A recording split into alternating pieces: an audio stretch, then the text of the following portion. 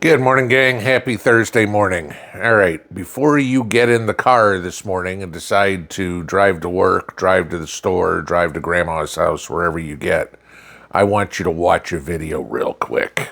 Watch this. Exclusive dash cam video, which is now the subject of several law enforcement investigations. It shows the moment a red semi-truck plowed into a number of vehicles on the westbound 10 freeway in Ontario just after 1 p.m. yesterday. The CHP told the LA Times the driver of this big rig is a 21-year-old man who is now under arrest on suspicion of driving under the influence of drugs. A total of 4 semis were involved and also 4 passenger vehicles, one of them exploding in flames. 3 people were killed and 4 others were taken to local hospitals. This horrific crash happened just east of the 15 freeway and shut down all westbound lanes for more than 12 hours. Thousands of drivers were trapped in the gridlock just as the evening commute was getting underway. How many times do we talk about head on a swivel, right? Going into the store, paying attention, parking lots, whatever. Let me ask you this. When's the last time you've been rear-ended in your car? Okay. It might be 20 years. It happened to me a couple of years ago, sitting at a stoplight, and a guy in a smaller truck than mine didn't stop in time and rear-ended me. Okay. Did damage to the bumper, and insurance paid it off. Not a problem there. But it wasn't anything like that. As you're driving down the road, most of us were trained, every 5 or 10 seconds you look in your mirror, right? It's kind of hard to look forward the whole time, look in your mirror. But you really need to pay attention to what's behind you, because it's guys like that potentially could be behind you. The driver of that red semi was a 21-year-old Indian illegal who'd already been caught and deported once and then came back, somehow has a CDL and was driving a truck on the highway in Ontario, California.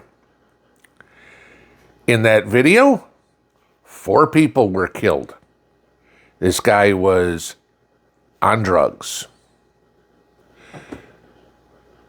So we have an illegal driving in the United States with a driver's license that he shouldn't have, on drugs that he shouldn't have. Remind me again about how we need to be so compassionate to illegals. Remind me again about how everybody's worry is about some illegal shooting people. That's a deadly weapon. I'd say a semi-truck is a deadly weapon, too. When you watched the video, you noticed he didn't even hit the brakes. That first car he hit, he went through 2 cars before he hit a semi and veered off. That first car he hit disintegrated. That person didn't even know what was coming. And they're gone. This is dangerous. Fatally dangerous to the American public. Most truck drivers have always been decent, but we are getting a lot more illegals from Mexico, from Central and South America, from India, from Pakistan, driving on our roads. And you don't know. There isn't a big flashing billboard on the back of the truck saying, illegal driving this vehicle, I don't speak English. Remember just a month ago or so, we had the other fatal crash from an Indian illegal, where the guy tried to make a U-turn on the highway, and I think he killed 8 people. This isn't Mumbai, okay? No. No, just period, no. I don't need this, we need to speak English to be a semi-driver in the country. We need some accountability for this. Yeah, this guy will get charged, probably Yeah, sorry. Probably vehicular homicide. And what are they going to do? Deport him? Well, they should throw him in jail, but then we're stuck paying for him. Okay? So they deport him, and what's he going to do? Sneak back in. And some company will hire him again. Here's the deal. We need to start holding these companies liable. All right? And the transportation company that hired him, the trucking company, should be sued or fined massively. The company, if you will, if he's driving for a specific store, should be sued or fined ridiculously. And I'm not talking millions of dollars. I'm talking tens of millions of dollars. Four families didn't have somebody come home last night. All right, where's their compensation? I mean, we don't know how that worked. We don't know who the victims were. Could this have been a single mother? Could this have been the breadwinner in a household? And now you have a whole bunch of other people suffering. I mean, I'm just talking about the financial side. I'm not. The suffering for them is astronomical right now, realizing that mom or dad or son or daughter is not coming home. Okay. And then the companies need to be just pummeled for doing this because they hired this guy knowing he is an illegal. I mean, this is the thing everybody has to remember about these illegals. Remember, all the pushback, we don't want E-Verify, we don't want E-Verify. Of course you don't, because then we'd know for sure that somebody was an illegal, all right? But still, you have to fill out an I-9 form to get a job. Trust me, I filled out thousands of them with people in my career, okay? Literally. I mean, I'd venture to guess it was somewhere up around 4,000 I-9s I filled out. And you had to provide one from column A and one from column B, or, so it was a driver's license and a social security card or a passport. You had to prove, again, going back, you only got a driver's license if you were here legally. That's a problem. We need to start going after these companies, and we need to start going after the politicians that are pushing this. Not the states, the politicians personally. This is the big problem when you get these, they're suing the city of Los Angeles, or they're suing the state of California. Who cares?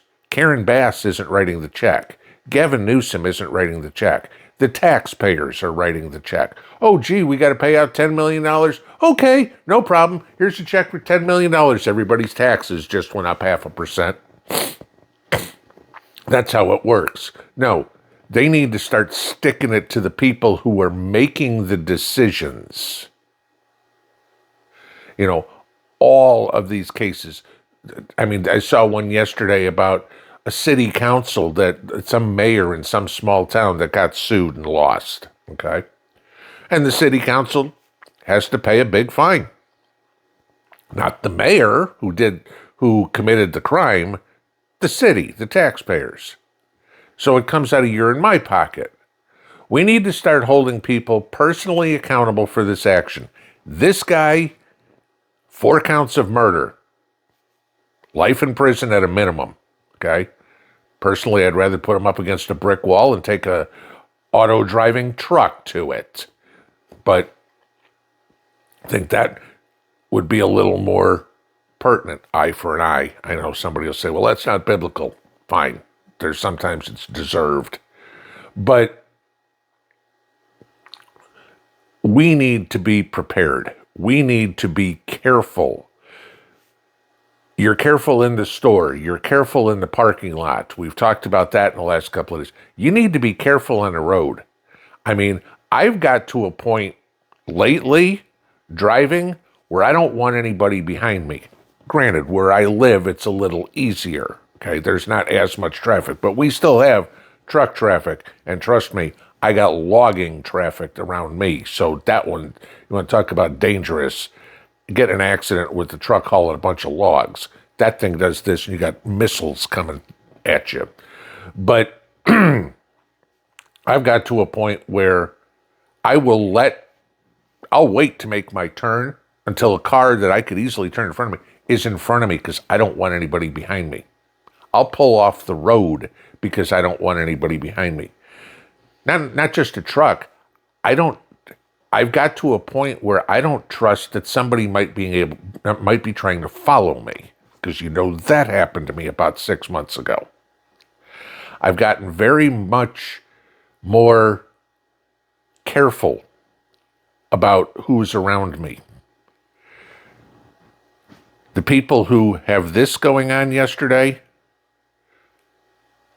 I bet if they had the possibility, they wish too, because who was looking in the rearview mirror? By watching that video, there was room to move out of the way. They never saw it coming. You need to pay attention. You need to watch for people that are crazy. We all have cell phones on it. You see some idiot driving like this, call 911.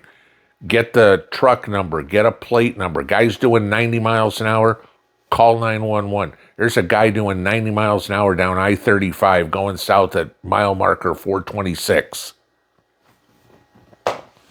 Because hopefully, one of two things, 5-6 miles from now, you see the guy pulled over.